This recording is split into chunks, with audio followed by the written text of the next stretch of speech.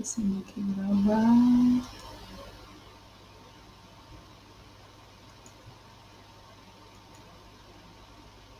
Muito bem. Muito bem. Então, vou repetir, porque para quem pegar na gravação, não é? Sejam todos bem-vindos à nossa reunião pública das nossas tardes e noites de domingo, quando estudamos juntos o Evangelho narrado por Mateus, do Novo Testamento. Aqui acompanhamos a tradução de Haroldo Dutra e, através do olhar que nos favorece a doutrina espírita. Vamos começar então com a nossa prece, que aliás será o nosso tema de hoje, não é? Querido Jesus, Mestre amado, obrigado, Senhor, por mais esta oportunidade de aqui nos encontrarmos reunidos em Teu nome, a fim de estudar, refletirmos, aprendermos, crescermos com as Tuas lições.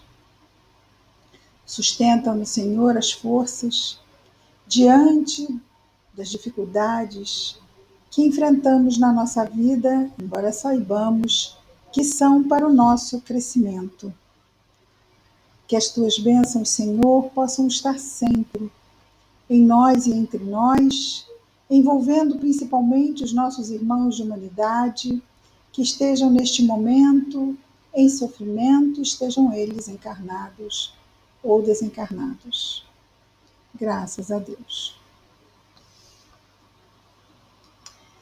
Muito bem, amigos. Nós estamos no capítulo 6 de Mateus. Estamos lá ainda, Sermão da Montanha, aqui na Galileia, nessa parte norte.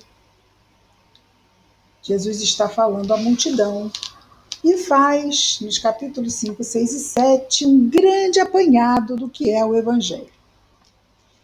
Nesta parte aqui do capítulo 6, o início até o versículo 18, Jesus nos fala sobre 3 obras de justiça e a oração do Pai Nosso. Nós vimos na semana passada a primeira obra de justiça e o início da segunda. A primeira obra de justiça é a doação.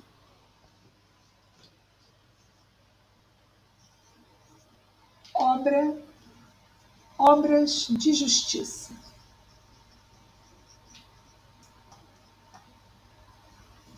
Poderíamos colocar também como caridade, porque o que ele nos diz? Que o que fizermos em prol do nosso próximo, façamos sem ostentação, façamos sem interesse. Então, que doemos. Essa é a primeira obra de justiça.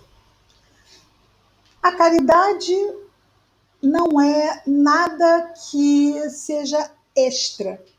Quando fazemos o bem, estamos fazendo o que é certo. É o nosso dever, como filhos de Deus, fazer o bem. Então é uma obra de justiça. Não nos torna especiais. Fazemos o que temos que fazer.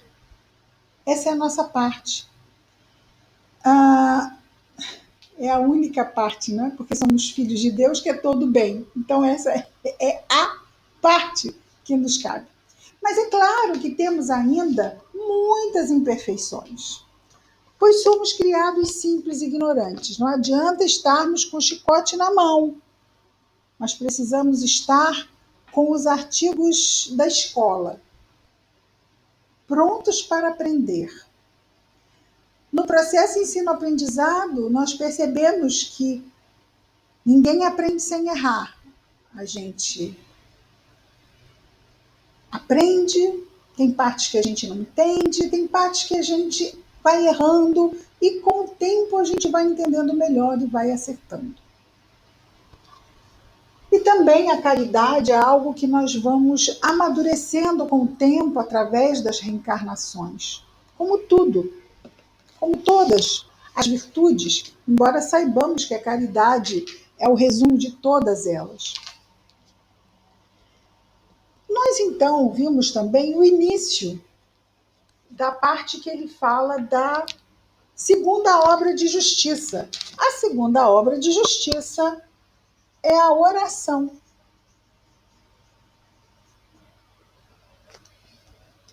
A oração é um recurso de ligação. Essa ligação nos fortalece. Então é justo que recebamos esse fortalecimento, não é? Acabamos de dizer que fomos criados simples e ignorantes. Estamos ainda frágeis diante do bem que nos compete fazer brilhar em nós. E isso vai acontecer. É uma questão de tempo, dentro da lei do progresso. Mas a oração sempre será para nós esse vínculo com o alto que nos fortalece. E nós necessitamos, já diz o Salmo, tudo posso naquele que me fortalece.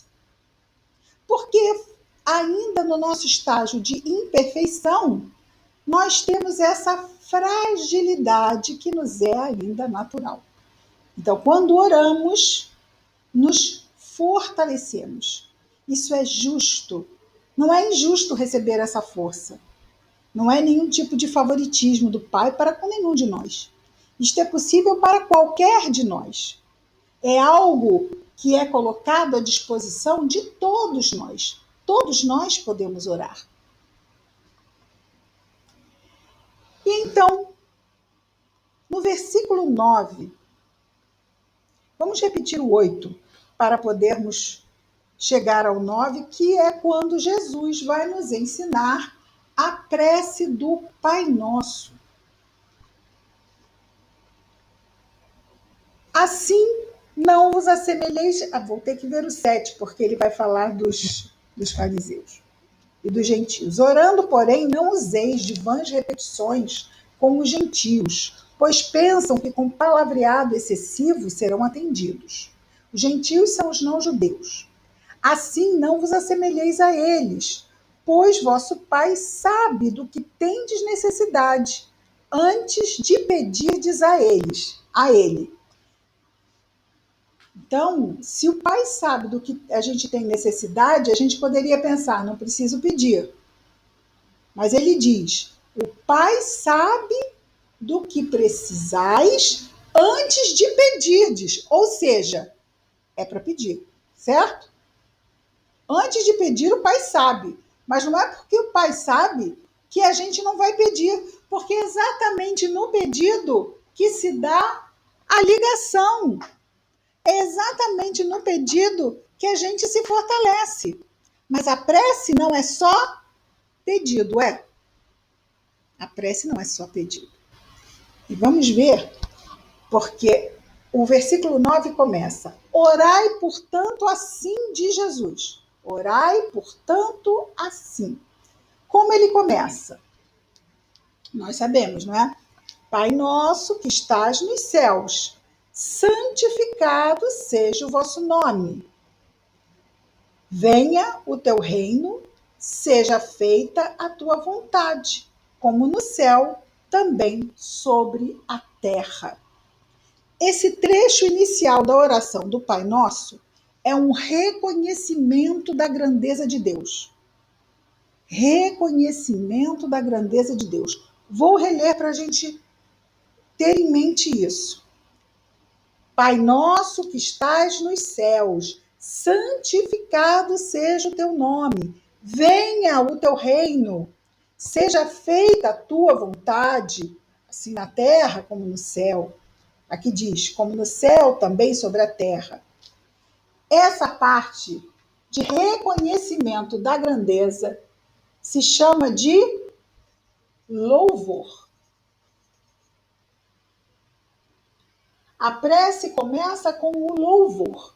O louvor é reconhecimento da grandeza para quem oramos. Ao reconhecermos essa grandeza, o estamos louvando. É uma parte importante. É quando começamos uma conversa, né? E dizemos: ah, fulano, que bom te encontrar, você é um tão bom amigo, sinto tanto a sua falta. Ou seja, você está reconhecendo o valor daquele amigo na sua vida. A prece começa com esse reconhecimento. E esse reconhecimento é importante, porque ele já vai destacar uma virtude essencial para essa ligação se efetivar. Qual é a virtude essencial? A humildade. Ora, eu reconheço a grandeza. Se eu reconheço a grandeza para quem eu oro, onde eu estou? Abaixo. Eu estou submetido a esta grandeza. Então, aqui destaca-se, fundamental isso, a humildade. Nós, após o pedido, após o louvor, nós vamos pedir. Quem não pede? Essa parte é imperdível na prece. Né? A gente pode esquecer as outras partes, mas essa não falta nunca. Ou quase, né? Nunca é muita coisa, né? Mas a maioria das vezes ela não falta. Que é o pedir. Pedir é o quê? É dizer da nossa necessidade, não é? Pedir ajuda para a nossa necessidade.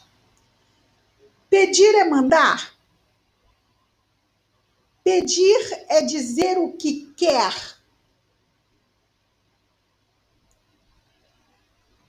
Pedir não é dizer o que quer. Pedir é dizer o que necessita. Ah, tem diferença. Porque eu quero muita coisa que eu não preciso. A gente sabe disso, não sabe?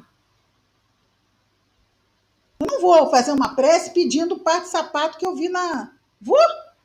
Mas eu quero muito aquele par de sapato. Eu não vou pedir isso. Eu vou pedir o que eu necessito. Eu vou pedir o que importa. Necessidade. E Deus, que sabe, diz aqui Jesus, logo antes, Deus sabe o que necessitamos. Também não adianta pedir o que a gente necessita, porque ele só se prende ao que a gente necessita. Mas ele sabe das nossas necessidades e, como é Pai, na sua grandeza, ele sabe como suprir a necessidade. Ele supre a necessidade conforme o discernimento da sua grandeza diz. Não conforme a pequenez do nosso entendimento indica. Porque a gente está vendo um pedacinho da nossa história aqui encarnados. Deus sabe de tudo, Deus sabe de tudo que a gente nem imagina que está aqui dentro. Ele sabe. Ele vai dar. Sempre temperando a justiça com a misericórdia. Sempre temperando a justiça com a misericórdia. Mas para cada um de nós será uma pesagem única. Porque cada um de nós tem uma história única.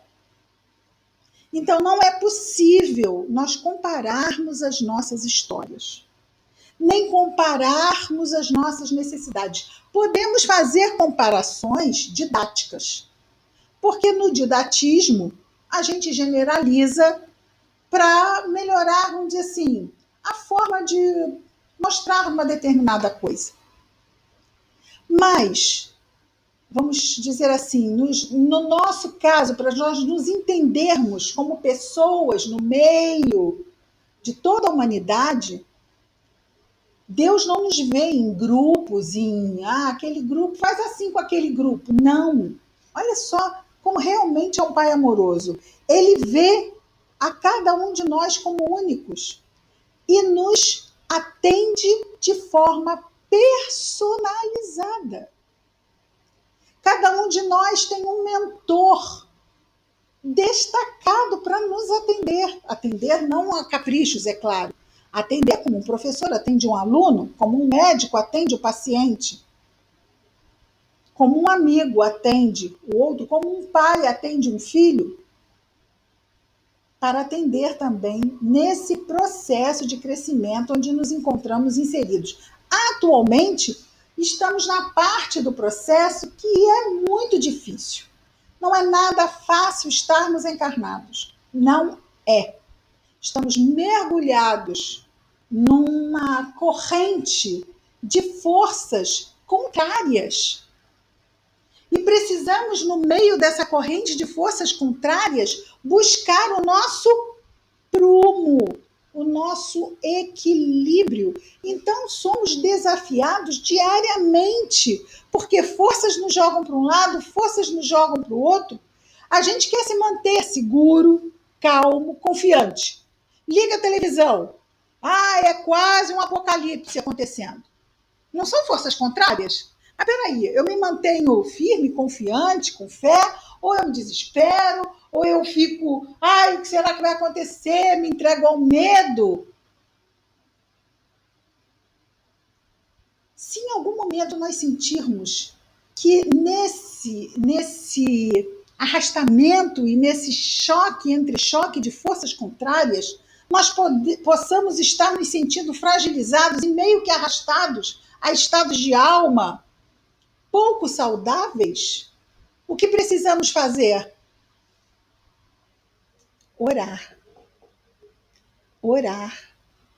Mas não esquecendo que estamos orando para quem está numa posição de poder. Ele pode fazer assim e tirar da nossa frente tudo que nos incomoda. Mas ele não fará isso, porque nós estamos encarnados. E encarnados é um estado de aprendizado, de provas e de expiações. E provas e expiações são situações desafiadoras. São momentos de dificuldade. Mas são momentos de dificuldade que nós fomos trabalhados para enfrentar e superar. Com bom ânimo, com coragem, com fé, antes de reencarnarmos, já sabendo das lutas que não só na nossa vida particular, mas na nossa vida coletiva, passaríamos na nossa encarnação. Então, quando vemos as nuvens escuras que chegam e as tempestades que se abatem, nós fomos preparados para enfrentar aquelas tempestades. Assim como os nossos irmãos que estavam numa Primeira Guerra Mundial ou numa situação de exceção, também foram preparados para viver aquelas situações de exceção. Nós estamos preparados para viver neste momento do século XXI, para enfrentar e para participarmos como colaboradores das falanges do bem, promovendo o que pudermos em termos de bom ânimo, de equilíbrio. Às vezes a gente acha até que não está tão bem, mas a gente olha para o lado e pode encontrar pessoas que não estão nada bem. E é uma palavra nossa de bom ânimo, de coragem, de fé. Ah, vamos orar, porque Jesus está por todos nós. Este é aquilo que já falamos, não é? Que este barco não está à deriva, que Jesus está no leme. E está. Mas precisamos sentir, porque se nós deixarmos que essas forças contrárias nos contaminem, o vírus da dúvida pode nos contaminar.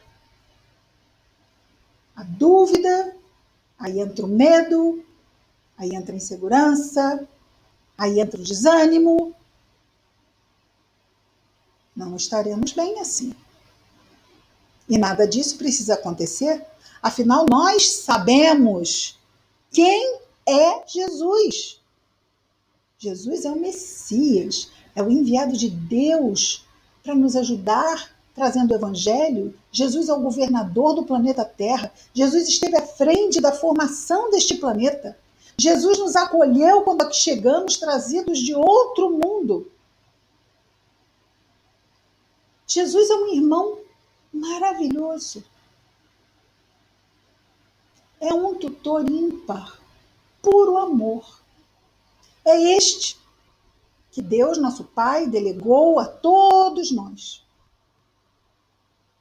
É Ele que nos ensina esta prece, falando exatamente da ligação nossa com o Pai, que Ele mesmo diz que Ele, Jesus e Deus são como um. Tamanha identidade desse Espírito puro com Deus, nosso Pai. Por quê? Porque como Espírito puro ele vive a plenitude das leis de Deus em si. Também um dia chegaremos nesse estágio. Mas agora estamos muito longe disso.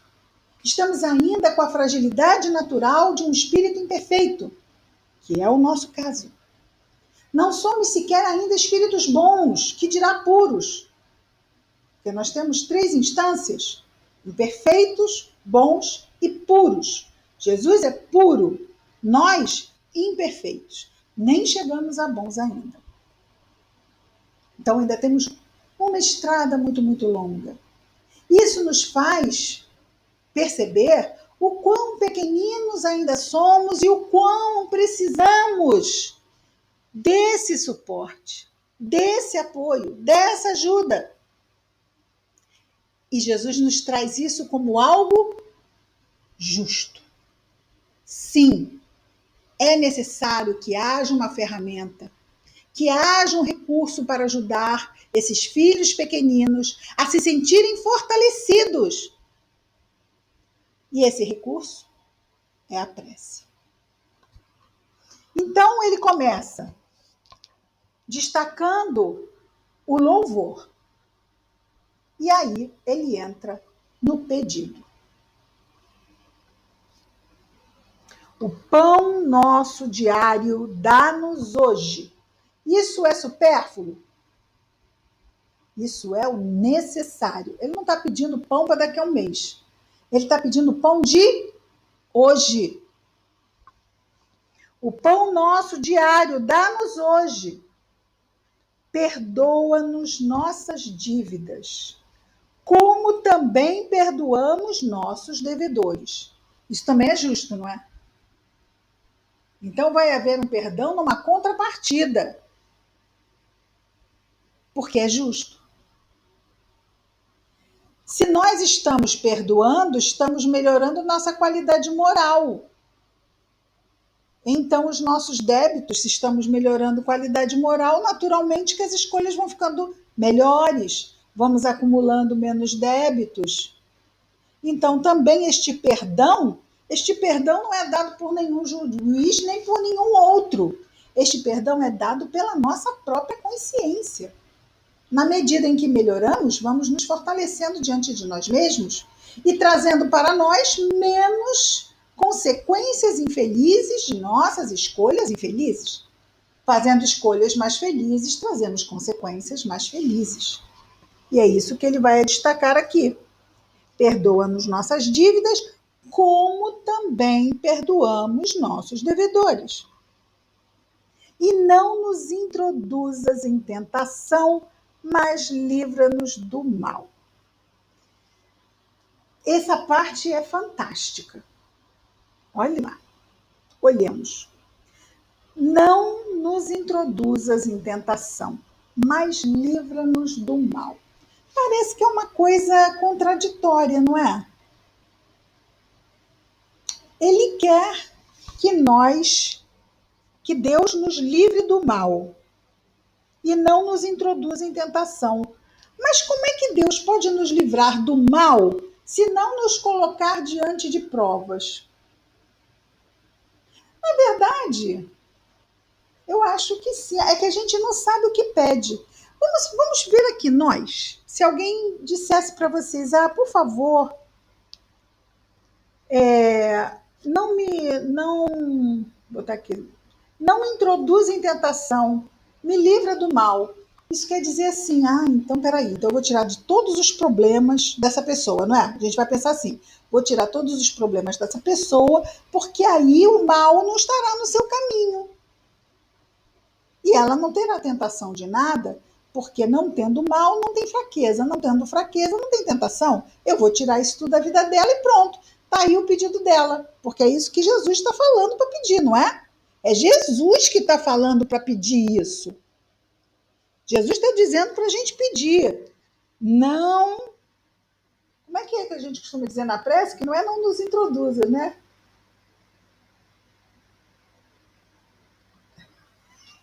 Estou tentando ver na Vanessa. Não nos coloqueis em tentação, não nos deixes cair em tentação, não é isso? Não nos deixes cair em tentação, mas livra-nos do mal. Peraí, Ana Vanessa, eu preciso saber o que você está falando. Peraí. Fala, Ana Vanessa. Agora você já pode falar. Liga seu microfone. Não nos deixeis cair em tentação. Mas livra-nos do mal. Isso. Mas livrai-nos do mal. Muito bem. É só a conjugação. Tá ótimo. Obrigada. Então, não nos deixeis cair em tentação, mas livra-nos do mal. Ok, Jesus está falando para a gente pedir isso. Cuidado com o que você pede. Quando eu peço para Deus não me deixar cair em tentação,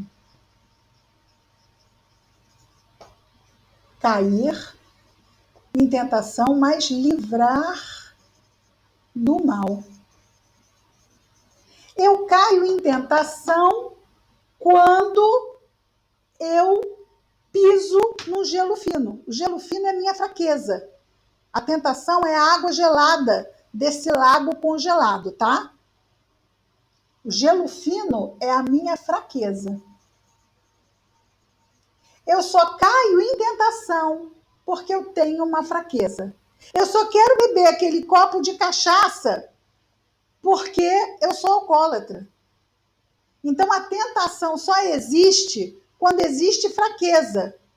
Aquele maço de dinheiro em cima daquela mesa me é uma tentação. Por quê? Porque eu não sou muito respeitador da propriedade alheia. Então, aquele maço de dinheiro em cima da mesa me é uma tentação. Se eu respeito o dinheiro alheio, se eu não tenho problema com álcool, aquele copo de cachaça e aquele maço de dinheiro vão me ser uma tentação? Não, não vão ser. Então, quando eu peço em prece para que Deus me ajude a não cair em tentação, o que eu estou pedindo? Para Ele me livrar desta fraqueza, não é isso? Senhor, me livra da fraqueza, porque é a fraqueza que faz com que eu caia em tentação. Livrar do mal não é a mesma coisa que a gente se livrar da fraqueza? Agora vem a grande pergunta. Como é que eu me livro de uma fraqueza? É me afastando dela? Porque o dia que eu tiro tudo. Eu moro num bairro de abstêmios. Então eu vou ter que ficar preso dentro do meu bairro. Porque se eu for numa festa que tenha bebida, eu saio de lá bêbado. Fala, Ana Vanessa. Ana Vanessa, isso é reunião pública, Ana Vanessa. Fala. Não, só para colorir mais esse exemplo, quando a gente quer fazer um regime, a gente não tem que tirar tudo da geladeira, até porque tem outras pessoas que habitam a mesma casa, né, e que não podem não estar fazendo o mesmo regime, e você afastar o que você não pode comer não vai fazer com que você não come sim a sua consciência e não comer aquilo dali, e seguir a dieta, né? Exatamente. Então, Deus sabe disso melhor do que a gente. Quando a gente fala para Ele, Senhor, me afasta desse mal, Ele fala assim, demorou. Aí mesmo é que a gente fala assim, mas eu pedi, e aí que eu pedi, aí que começou, quanto mais eu rezo, mais assombração me aparece, não é isso que a gente diz? Mas é que a assombração é para a gente se livrar do mal. Ah, Senhor, me dai calma. Aí vem aquele povo perturbado, aquele familiar que sabe me desgastar. É quando eu peço paz e calma na vida que ele me liga, que ele aparece, que ele me perturba. Aí a gente fala assim, peraí, Senhor, eu vou legendar a minha prece. O senhor não está entendendo, eu estou pedindo calma, calma, paz, eu quero paz e calma. Aí Deus falou assim, eu entendi, você quer ser uma pessoa calma, com paz, eu estou te ajudando. Eu estou te ajudando a você construir sua paz. Não vamos esquecer, que eu já contei aqui, com certeza, daquele caso que o Emmanuel chega para Chico e diz que um grande amigo dele desencarnou, né? E Chico começa a falar o nome de um montão de gente que é amigo dele. Ah, foi fulano, foi ciclano, foi beltrano. E Emmanuel, não. Emmanuel também é ótimo. Não. Aí, por fim, mas afinal, quem foi que desencarnou? Que eu já falei de todo mundo que é meu amigo. Foi o padre fulano de tal. Ah, mas como assim? O padre fulano de tal me perseguia. Ele gostava de me perseguir. Como é que ele podia ser meu amigo? Ah, mas foi porque ele te perseguiu que você foi mais vigilante, que você ficou mais atencioso, mais cuidadoso. Ele foi um grande amigo que você teve na sua vida. Você deve muito a ele. Então, quando nós precisamos melhorar, somos confrontados com as nossas dificuldades, porque se não formos confrontados com as dificuldades, como vamos melhorar? E aí a gente entende por que a gente nasce na família certa, no contexto certo. Temos os filhos certos e os pais certos. Nascemos no lugar certo. Tudo está certo. Está tudo certo. Tudo tem a sua lição, tudo tem o que nos ensinar. E sempre vão surgindo novas situações na nossa vida com o mesmo intuito de nos ensinar. Se vamos nos mostrando alunos mais atentos, até as provas, não é? Elas vão mudando. Quando vamos resistindo, que a gente só quer que se livrar de uma situação, mas não se fortalecer em termos de virtude, a gente quer que simplesmente haja um milagre e tudo suma por encanto. Isso não vai acontecer. Né? E aí, porque eu fico resistente e não mudo, aí parece que aquela vida fica meio que se arrastando. Por quê? Porque a lição continua. Enquanto eu não passar e não fechar o capítulo 2, como é que eu vou para o capítulo 3? Aquela situação fica ali. Repetindo. Às vezes sai de uma pessoa, porque não é uma pessoa. É o que acontece na dinâmica com a pessoa. Aquela pessoa sai, chega outra, e a dinâmica se repete. Por quê? Porque eu não resolvi. E há por trás disso tudo uma grande estrutura energética, porque nós acabamos atraindo para nós as situações que necessitamos. Porque nós, espíritos imortais, não somos tão exigentes ou resistentes a situações difíceis. Nós, encarnados, temos essa dificuldade porque a gente quer aproveitar as coisas aqui e não ficar, né, vivendo dificuldade. Mas nós, espíritos imortais, nós atraímos para nós as situações que nos ajudam a completar lições e passarmos para novas lições. Afinal, foi para isso que a gente reencarnou. Perdoa as nossas dívidas, devedores, não nos introduza na tentação, mas livra-nos do mal. Pois é, e é isso mesmo, é isso que Jesus nos indica a fazer, a reforçar na prece essa disposição de enfrentarmos as nossas dificuldades. Porque se não as enfrentarmos, não as reconhecermos, não as superaremos. E Deus quer nos ajudar para que superemos. Então, Jesus nos indica esse pedido. E precisamos estar conscientes que quando fazemos este pedido, estamos dizendo a Deus, eu estou predisposto a enfrentar os meus fantasmas e superá-los. Uma coisa interessante, porque agora ele vai falar do perdão, mas antes da gente entrar nisso, porque aqui termina a prece.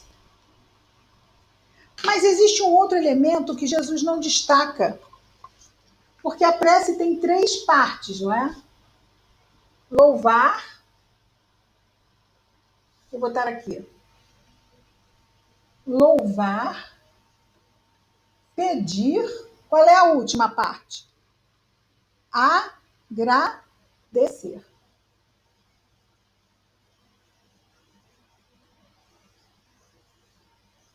Isso é muito importante. Já o Espiritismo nos traz a prece nessas 3 partes importantes.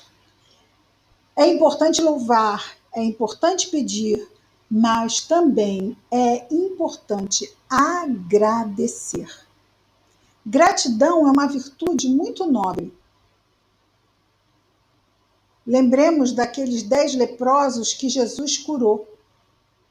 Ele curou 10 homens que estavam cobertos de chagas. Ele curou os 10. Imediatamente, eles tomaram a estrada sem olhar para trás. Quando um dos 10 volta e agradece. E ele destaca isso. Mas eu curei 10. Um voltou, onde estão os outros 9? Para nós vermos o quão é difícil essa virtude. É a gente destacarmos em nós mesmos a importância da contribuição que o outro faz ao nosso bem-estar. Isso gera a gratidão. E nós sabemos que a ingratidão é um sentimento muito doloroso, não é? As pessoas que sentem a ingratidão de muitos que foram ajudados por si, se bem que nós não podemos esquecer. Está aqui, obras de justiça, doação. A doação, que é a caridade, o que nós vimos? Dar sem ostentação, mas também dar sem interesse. Até mesmo da gratidão. Dar sem esperar nada em troca, nenhum obrigado. O que não quer dizer que não seja uma virtude nobre, mas será débito para o que não for grato. Mas aquele que faz o bem deve ficar com seu coração leve, porque fez o que era certo. Está tudo muito bem. Ele agiu com caridade. Ele não espera retorno. Não espera nem mesmo um obrigado. Se vier, ótimo. Quem não gosta? Ok. Agora, fazer na dependência de ficar aguardando um obrigado, de ficar aguardando ser reconhecido, aí é melhor nem fazer. Porque daqui a pouco vai ficar amargurado e vai decidir não fazer mais porque não vale a pena, porque as pessoas são ingratas. Ou seja, não há um entendimento do que seja doação. Fazer o bem simplesmente porque é o bem que deve ser feito. Não estamos fazendo favor para ninguém. Isso é importante. Mas a gratidão é uma virtude nobre. Se não exercem conosco ou nós não exercemos com o outro, demérito para quem não é grato. Mas não é demérito nenhum para quem simplesmente fez o bem. Ah, não foi reconhecido. Isso não invalida em 1 milímetro o bem que foi feito. Jesus, então, tudo bem até aqui? Nos diz assim. Ele termina falando numa parte da prece, fala do perdão, não é? Perdoa nossas dívidas, como também perdoamos nossos devedores. No versículo 14, Jesus diz: pois se perdoardes aos homens as suas transgressões, vosso Pai Celestial também vos perdoará, dentro do sistema que nós vimos, não é? Também vos perdoará. Se, porém, não perdoardes aos homens, vosso Pai também não perdoará vossas transgressões. Ora, se não perdoamos, estamos o quê? Bem ou mal de virtudes? Não estamos bem de virtudes. Se não estamos bem de virtudes, a nossa consciência sabe disso? Sabe disso. Então, isso já abre para que nós tenhamos como consequência o natural em resposta ao uso do nosso livre-arbítrio. Quando perdoamos, estamos o quê? Criando frutos que nos serão doces nas consequências do uso do nosso livre-arbítrio.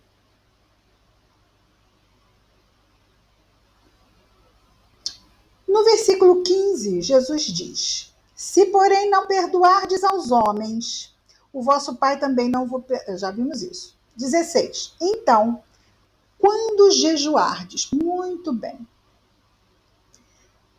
No versículo 16, ele vai entrar na terceira obra de justiça. A primeira foi a doação, a segunda foi a oração, a terceira obra de justiça é o jejum. O jejum é a terceira obra de justiça. Dá para enxergar? Aqui, o jejum. Terceira obra de justiça. Então, no 16, Jesus começa a falar do jejum. Então, quando jejuardes, não vos torneis sombrios como os hipócritas, pois desfiguram seus rostos a fim de se mostrarem jejuando aos homens. Então, aqui estamos falando de um jejum físico, certo? Deixa-se de comer. Era um preceito religioso daquela época. As pessoas fazerem jejum religioso, era um ritual, como uma espécie de oferenda, purificação. Então as pessoas deixavam de comer e se mostravam bem abatidas. Qualquer um que olhasse ia dizer: está jejuando. Está jejuando. Ai, está jejuando, está sofrendo, está sendo um bom religioso, não está? Está ali. Olha como é fiel a Deus, está sofrendo no seu jejum. Jesus vai aprovar isso? Não. O que diz Jesus?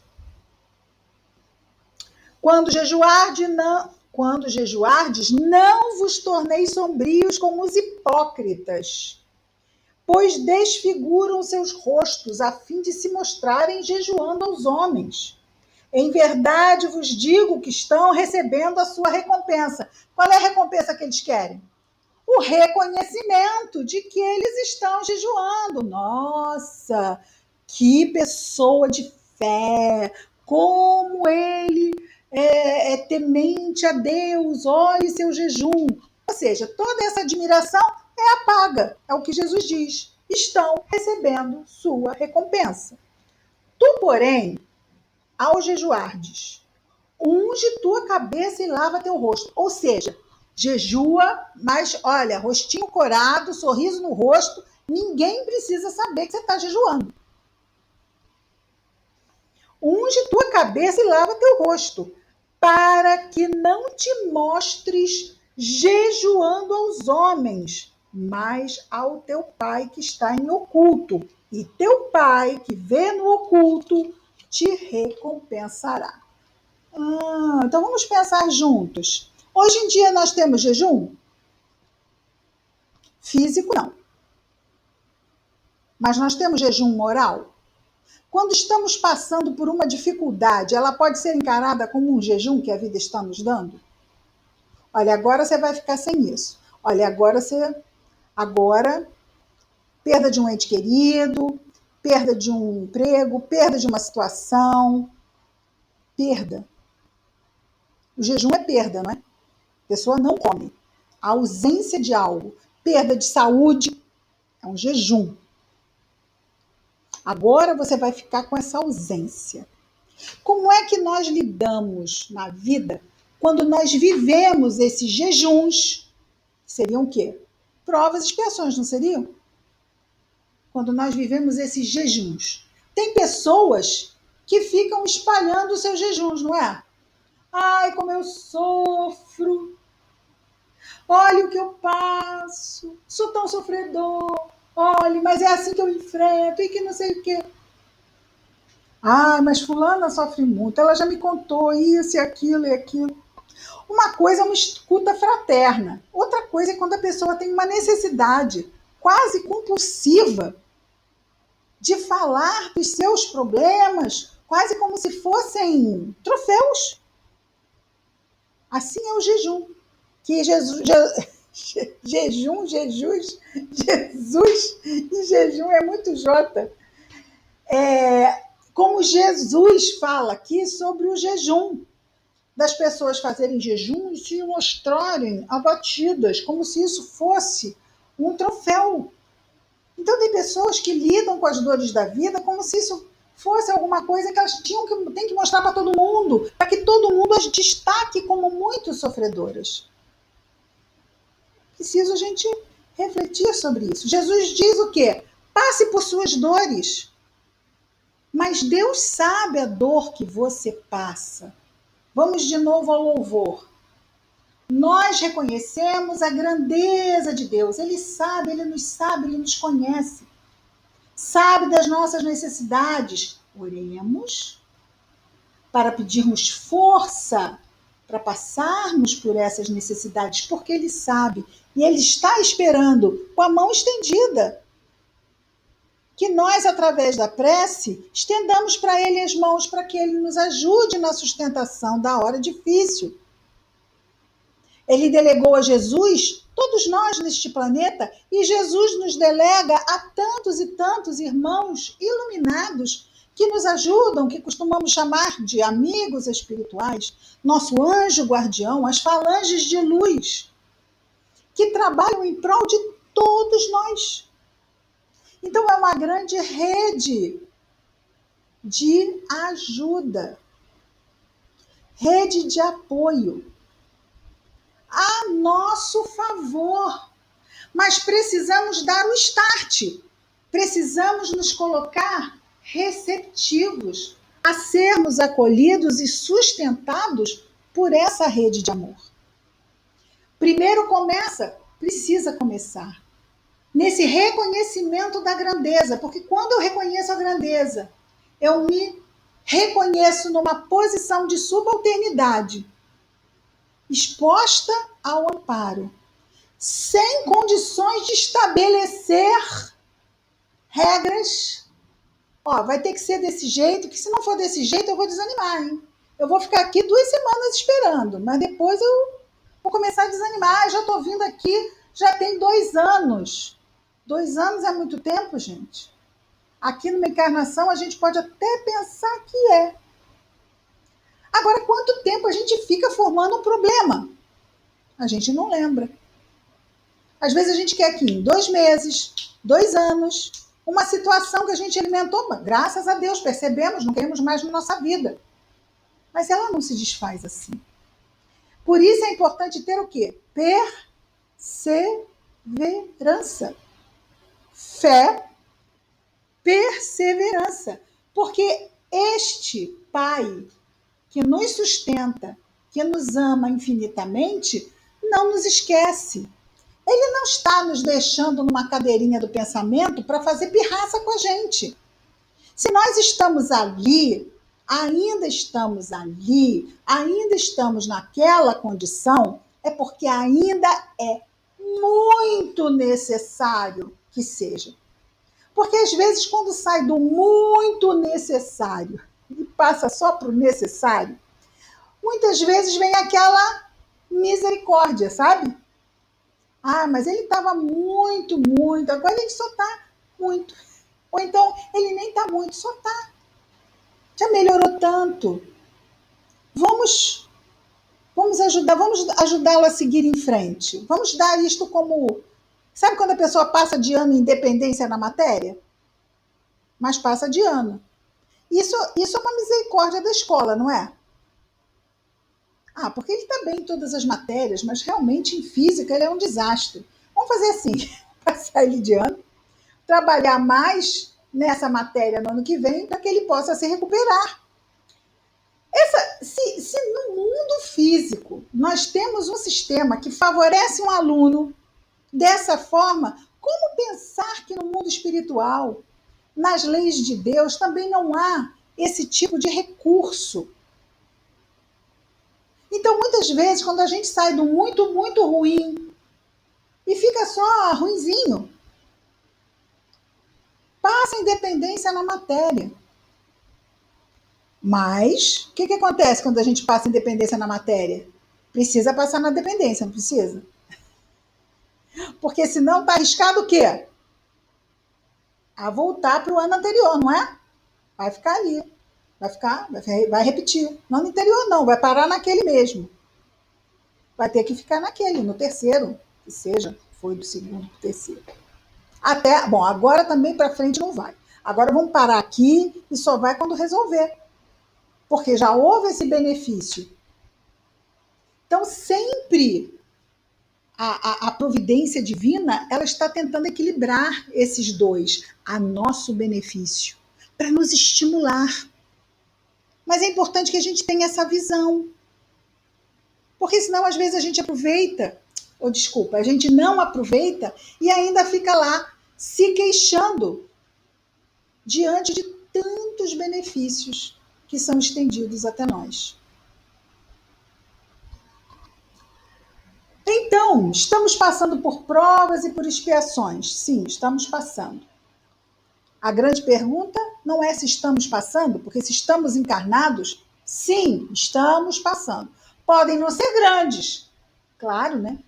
Nem sempre na nossa vida são as grandes provas. Ainda bem, porque senão não ia dar certo. Mas, volta e meia, vem uma grande prova aí para a gente enfrentar. Mas tem as pequenas provas, estão aí todos os dias. Como é que a gente enfrenta a nossa vida? Essa é a grande pergunta. Não é se a gente tem dificuldade, porque a gente tem. Mas como a gente as vive? Como algo natural, porque afinal estamos encarnados e é para isso que a gente veio? Vamos ter bom ânimo, porque o Senhor está vendo. Vamos fazer a nossa parte. Para quê? Para que esta prova passe logo. Mas não passe porque Ele nos livrou do mal por um encantamento mágico. Não. Que Ele nos livre do mal, porque nós nos fortalecemos e nos elevamos no campo do progresso moral, porque o mal está em nós. O mal é a imperfeição. Não vamos nunca esquecer isso, tá bom? Porque a gente tem uma tendência a entender mal como perversidade, mal como maldade, tá? Vamos colocar aqui, ó. Mal é igual a imperfeição. E eu só posso me livrar da imperfeição me tornando mais perfeito ou menos imperfeito. Talvez fosse melhor colocar desse jeito, né? Menos imperfeito. Cada vez mais e mais menos imperfeito. 3 obras de justiça. Quais são elas? Doação, oração e jejum. Então, mas não tem jejum mais. Tem sim. Tem sim. Como tem também circo. Mas não é mais o leão que a gente enfrenta. A gente não circo, né? Já tem sim testemunho diante do leão. Mas não é mais o leão do circo romano. Agora são as nossas provas, expiações morais, né? Que dizem os espíritos superiores que são mais difíceis, porque leão comia alguém em 2 minutos. Era um sofrimento rapidinho. Agora, qual é a nossa expiação que dura 2 minutos? Não é? Então, hoje nós temos provas mais difíceis. Por quê? Somos espíritos muito mais amadurecidos que éramos há 2000 anos. Então, podemos enfrentar provas com uma qualidade muito diferenciada do que há 2000 anos. É claro, sim, essa qualidade diferenciada quer dizer que elas são mais difíceis. Elas são difíceis, porque a gente tem que conter mais tendências. E isso é difícil, né? Principalmente quando nós temos um mundo que diz o quê? né? Todo mundo faz. O que que tem? Você está sendo carola, isso é coisa de gente fanática, não é? E a gente tem que se manter calmo, sereno e tendo em mente os nossos valores, que a gente não vai obrigar ninguém a ter, mas não é justo que também ninguém nos obrigue a abrir mão dos nossos, não é? Essa é uma verdade. Nós vamos continuar no capítulo 6 na semana que vem e vamos falar sobre outras 3 coisas, mas agora vamos falar sobre 3 proibições, tá? Isso a partir da semana que vem. Vamos ver o versículo 19 ainda no capítulo 6. Estamos indo sempre como vamos, sem pressa, porque é importante trazermos as lições de Jesus para a nossa vida, porque senão fica meio sem razão de ser, né? Vamos fazer a nossa prece de encerramento e depois vamos terminar a gravação e ligar os microfones. Querido Mestre Jesus, obrigado, Senhor, por mais esta oportunidade de estudo, de reflexão, de aprendizado com o Teu Evangelho, com a doutrina espírita, Senhor. Sustenta-nos nas lutas, nos desafios, ajudando-nos, Senhor, a nos livrar do mal. Que as Tuas bênçãos de paz estejam em todos nós e entre todos nós, aonde quer que estejamos, com quem quer que estejamos, Senhor, hoje e sempre. Graças a Deus. Vejamos aqui, vamos terminar a gravação.